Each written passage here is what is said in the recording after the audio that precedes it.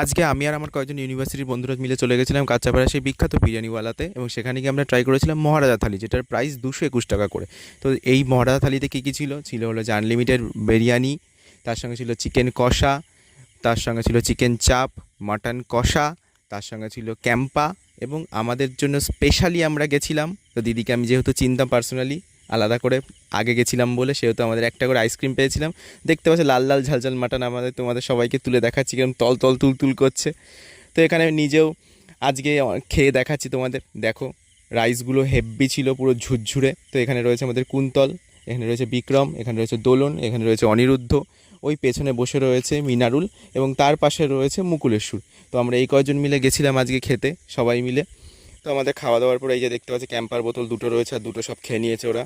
আর এখানে দিদি দেখো আমাদের আইসক্রিম দিচ্ছে, সবাই আইসক্রিম পেয়ে, গরমে পড়ে ঠান্ডা পেয়ে সবাই খুবই খুশি, আমরা খুবই এনজয় করলাম।